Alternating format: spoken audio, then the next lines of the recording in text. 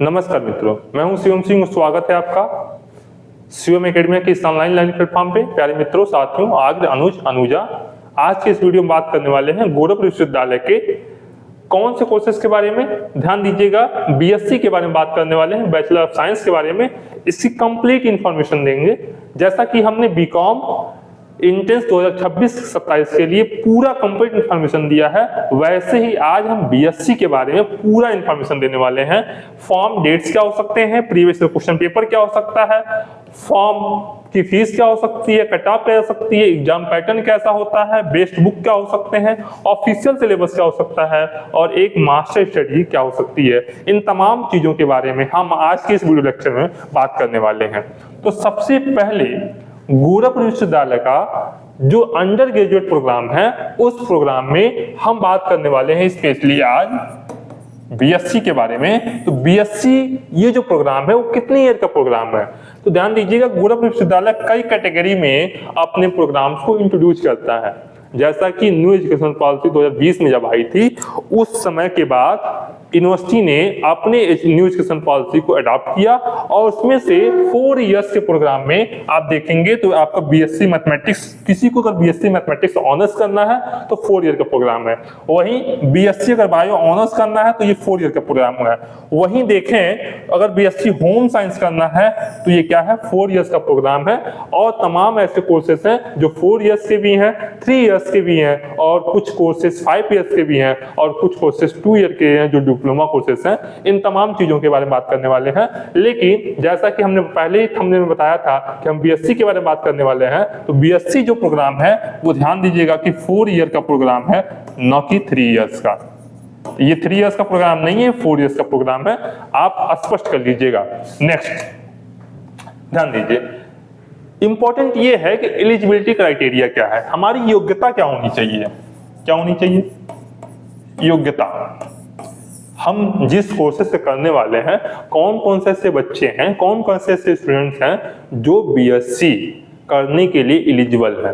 तो देखिए, पूरा प्रोस्पेक्टस के हिसाब से अगर किसी को बैचलर ऑफ साइंस मैथमेटिक्स से करता है, ऑनर्स करना है, तो उसके लिए गोरखपुर विश्वविद्यालय में क्या एलिजिबिलिटी क्राइटेरिया रखा है आप स्पष्ट कर लीजिएगा। Candidate who have pass the intermediate या equivalent examinations in the science stream. अगर कोई भी साइंस स्ट्रीम से, मान लीजिए कोई भी साइंस स्ट्रीम से अगर 12th पास किया है, चाहे उससे इक्विवेलेंट है, तो वो क्या हो सकता है, बीएससी मैथमेटिक्स के लिए विथ मैथमेटिक्स सब्जेक्ट, यानी आपको 12th में पीसीएम होना जरूरी है। अगर आपके पास पीसीएम है तो आप मैथमेटिक्स के लिए एलिजिबल हैं और कोई एलिजिबल नहीं है। दूसरी बात, अगर किसी को बैचलर ऑफ साइंस बायो से करना है तो सेम 12th पास होना चाहिए और उसके साथ साथ बायोलॉजी सब्जेक्ट होना चाहिए। यानी अगर कोई भी करना चाहता है तो पीसीबी उसके पास होना चाहिए। अगर 12th में पीसीबी है तो बीएससी बायो करने के लिए एलिजिबल है। तीसरी बात, अगर कोई बीएससी एग्रीकल्चर करना चाहता है, क्या करना चाहता है, कोई बीएससी एग्रीकल्चर करना चाहता है, उसके लिए क्या है, candidate who has pass the intermediate examinations in agriculture या इक्विवेलेंट। अगर कोई एग्रीकल्चर जो 11th 12th पढ़ा जाता है, एग्रीकल्चर किया है वो, या उसके इक्विवेलेंट कोई एग्जामिनेशन है, साइंस स्ट्रीम वाले भी क्या कर सकते हैं विथ फिजिक्स, केमिस्ट्री और मैथमेटिक्स या बायो स्ट्रीम। यानी देखें तो अगर किसी को बीएससी एग्रीकल्चर करना है तो एग्रीकल्चर सब्जेक्ट होना चाहिए, या तो आप पीसीबी है, पीसीएम है, तो भी आप एलिजिबल हैं उसके लिए। तीसरी बात हो गई। चौथी बात यह है कि अगर बीएससी किसी को होम साइंस करना है तो उसके लिए क्या एलिजिबिलिटी क्राइटेरिया होना चाहिए, कैंडिडेट हु हैज पास 10+2 यानी 12th या intermediate examination with the science group. अगर आप साइंस ग्रुप से हैं तो भी, या arts group with the home science subject. अगर आपका आर्ट्स है, उसमें अगर होम साइंस अगर विषय सब्जेक्ट है तो भी क्या हो सकते हैं, आप एलिजिबल हैं। और एक आप लिख करके लिखा है, commerce group shall be eligible for the admission to the 4 year degree programme. आप कॉमर्स से भी हैं तो भी इसमें लिखा गया है कि आप एलिजिबल हैं। इतनी बात है आपके एलिजिबिलिटी क्राइटेरिया के बारे में बीएससी के डिफरेंट मैथमेटिक्स से, बायो से, एग्रीकल्चर से होम साइंसेस के लिए। इतनी बात क्लियर हो गई हो तो हम आगे चलें और हम देखें कि कुछ डॉक्यूमेंट्स लगेंगे। जब आप फॉर्म फिल करेंगे तो फॉर्म फिल करते समय कुछ डॉक्यूमेंट्स आपसे मांगे जा सकते हैं, जिसमें जनरल के लिए कोई है तो कोई दिक्कत ही नहीं, उसे कास्ट सर्टिफिकेट नहीं लगता है। लेकिन कोई ओबीसी, एससी, एसटी है उसके पास क्या होना चाहिए, कास्ट सर्टिफिकेट होना चाहिए, जात प्रमाण पत्र होना चाहिए। और किसके द्वारा इशू की जाना चाहिए, अगर डिस्ट्रिक्ट मजिस्ट्रेट या तो एडिशनल डिस्ट्रिक्ट मजिस्ट्रेट या तहसीलदार, आमतौर पे तहसीलदार के द्वारा हर क्या मनाया जाता है, ये ध्यान रखिएगा।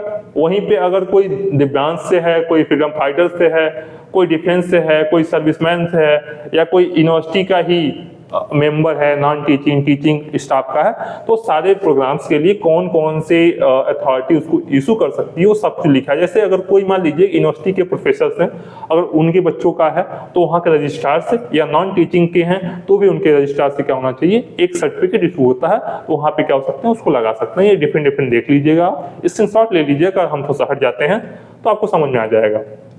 ये एडमिशन के टाइम भी लगेगा, कुछ फॉर्म फिल करते हुए भी लगेगा, तो ध्यान रखिएगा।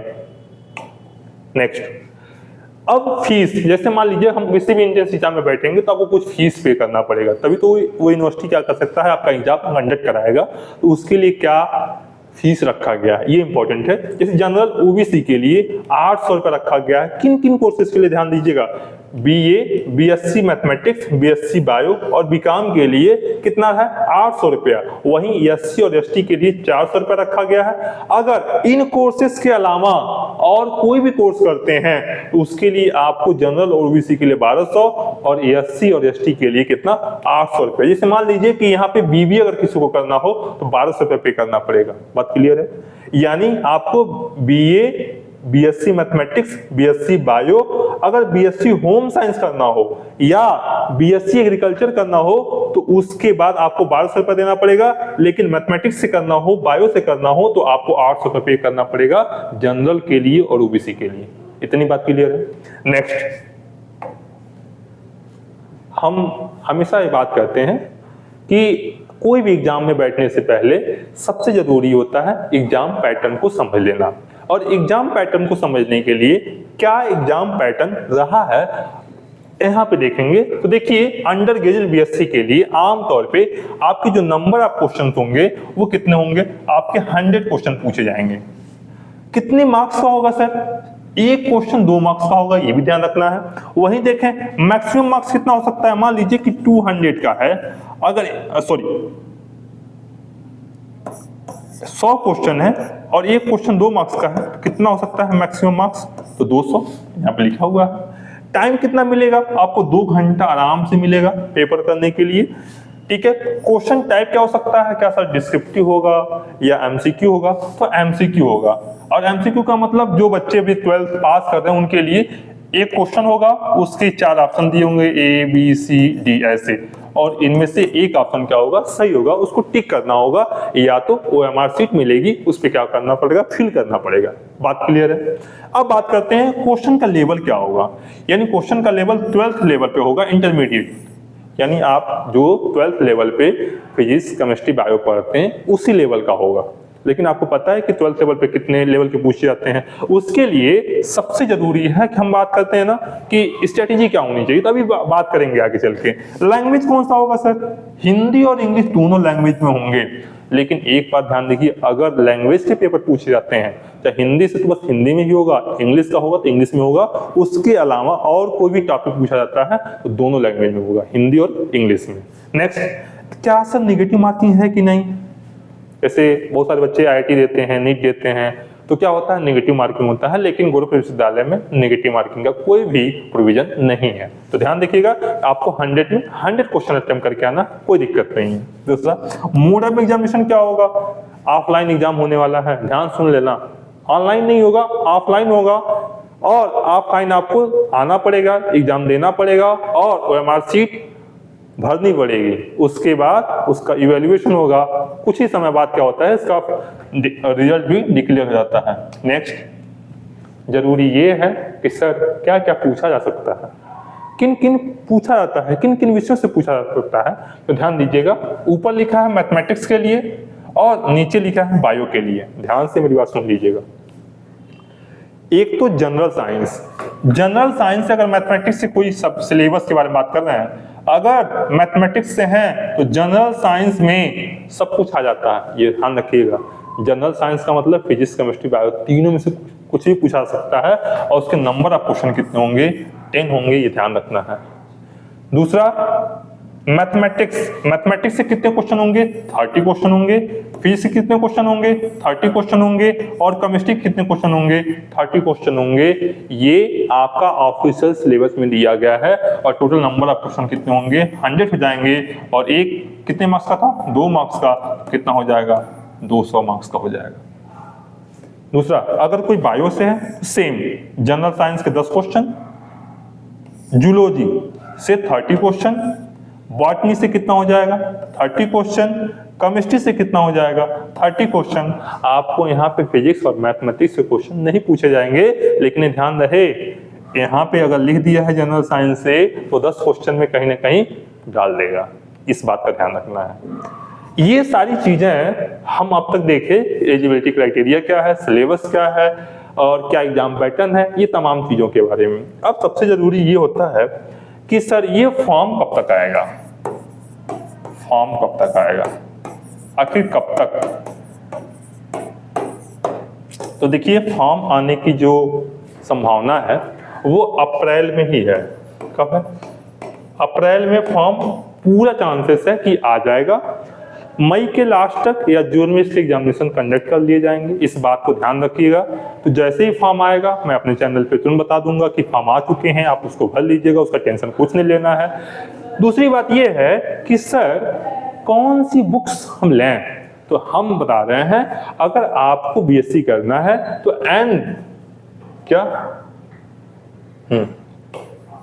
एनसीईआरटी के ही बुक्स को पढ़ना है, ध्यान से पढ़ना है और उसी को बार बार रिवीजन करना है, उसी से सारे क्वेश्चंस आपको मिल जाएंगे।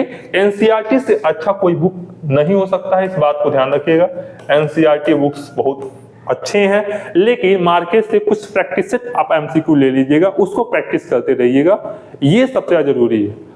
उसी के साथ साथ हम एक बात और करने वाले हैं, आपकी मास्टर स्ट्रेटेजी क्या होनी चाहिए। ध्यान दीजिएगा, मास्टर स्ट्रेटेजी के लिए जरूरी ये है कि आप सबसे ज्यादा एनसीईआरटी के बुक्स को बार बार रिवीजन करें, मैक्सिमम क्वेश्चन को प्रैक्टिस करें, जो कॉन्सेप्ट आप भूल जा रहे हैं उस कॉन्सेप्ट को बार बार रिवीजन करें।